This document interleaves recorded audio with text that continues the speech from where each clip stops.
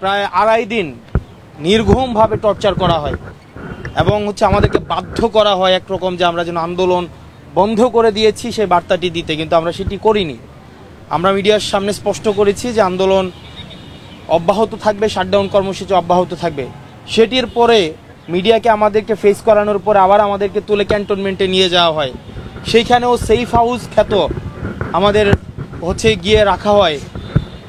আমাদের যে একের পর এক মানুষের সামনে, জাতির সামনে মঞ্চস্থ করা হয় যে আমরা সেফ আছি, অন্যদিকে আমাদের ফ্যামিলির ভাইদেরকে বোনদেরকে সেখানে বন্দি করে আমাদেরকে দিয়ে আন্দোলন বন্ধ করার চেষ্টা করা হয়। এই যে প্যাটার্নগুলো আমাদের সাথে হয়তো 5 আগস্ট হয়ে যাওয়াতে আমরা হয়তো মুক্তি পেয়ে গিয়েছি এই শৃঙ্খল থেকে, কিন্তু এই ফ্যামিলিগুলো আজকে 12 বছর 13, 14, 15 বছর শুধুমাত্র ভিন্নমত পোষণ করার জন্য, কারো ভাই নেই, কারো বাবা নেই, অনেক স্ত্রী স্বামীহারা হয়েছে, স্বজনহারা হয়েছে এবং তারা জানে না যে আসলে সবচেয়ে হৃদয় বিদারক সেটি তারা জানে না যে আসলে তার স্বামী বা তার বাবা বা তার সন্তান যে বেঁচে আছে নাকি মারা গিয়েছে।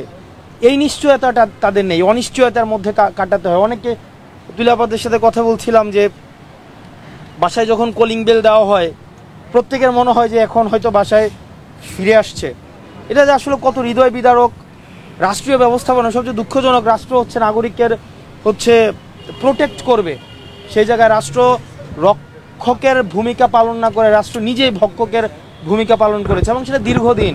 রাষ্ট্রীয় ব্যবস্থাপনায়, রাষ্ট্রীয় পৃষ্ঠপোষকতায়, রাষ্ট্রীয় অর্থায়নে, রাষ্ট্রীয় যে বাহিনী যাদেরকে রাষ্ট্রের নাগরিকদের নিরাপত্তার জন্য নিয়োজিত করা হয়েছে তাদেরকে ব্যবহার করে দলীয় এজেন্ডা বাস্তবায়নে এবং বিরোধী মত দল দমনের জন্য বছরের পর বছর, যুগের পর যুগ সেগুলো বাস্তবায়ন হয়েছে।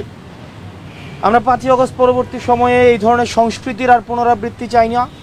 যারা এই গুম সার্ভাইভালের মধ্য দিয়ে গিয়েছে, যারা এখনও সন্ধান পাচ্ছে না, সরকারের রাষ্ট্র একটা বায়বীয় বিষয়। আমরা এই রাষ্ট্রের উপর দায় চাপানোর মধ্য দিয়ে আমরা যারা আসলে দায়ী তাদেরকে আমরা এক ধরনের আমরা তাদেরকে ইন্ডেমনিটি দেই। আমাদের সরকারকে, ডক্টর মোহাম্মদ ইউনূসকে এই বিষয়ে ওনার সুস্পষ্ট অবস্থান ব্যাখ্যা করতে হবে। এবং আমরা শুনতে পাচ্ছি যেটা আরও বেশি আতঙ্কের, যে গুম কমিশন যেটি করা হয়েছে তাদেরকে নাকি স্বাধীনভাবে কাজ করতে দেওয়া হচ্ছে না, তাদেরকে প্রেশার দেওয়া হচ্ছে, তাদেরকে এজেন্সির দ্বারা প্রেশার দেওয়া হচ্ছে। আমরা এজেন্সিগুলো বা রাষ্ট্রের প্রতিষ্ঠানগুলোর বিরুদ্ধে না, আমরা সেগুলো সংস্কার চাই। আমরা চাই এই প্রতিষ্ঠানগুলো জনমুখী হোক, জনগণের জন্য কাজ করুক এবং যেগুলো জনগণের বিরুদ্ধে দাঁড় করিয়ে দিয়ে জনরোষের এই প্রতিষ্ঠানগুলোর মধ্যে প্রতি যে জনরোষ সৃষ্টি হয়েছিল সেটি থেকে যেন এই প্রতিষ্ঠানগুলো পরিত্রাণ পেয়ে এই প্রতিষ্ঠানগুলো যেন জনগণের জন্য এবং বাংলাদেশের জন্য কাজ করতে পারে।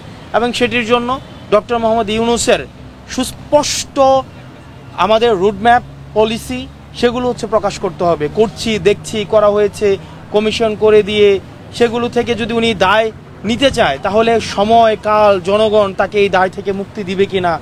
হয়তো উনি চলে যাবেন, নির্বাচন দিবেন, একটি নির্বাচন পট পরিবর্তনের মধ্য দিয়ে ক্ষমতা হস্তান্তরিত হবে, কিন্তু ইতিহাস, জনগণ, এই গুমের যারা শিকার হয়েছেন সেই ফ্যামিলিগুলো ওনাকে এই দায় থেকে কখনোই মুক্তি দিবে না।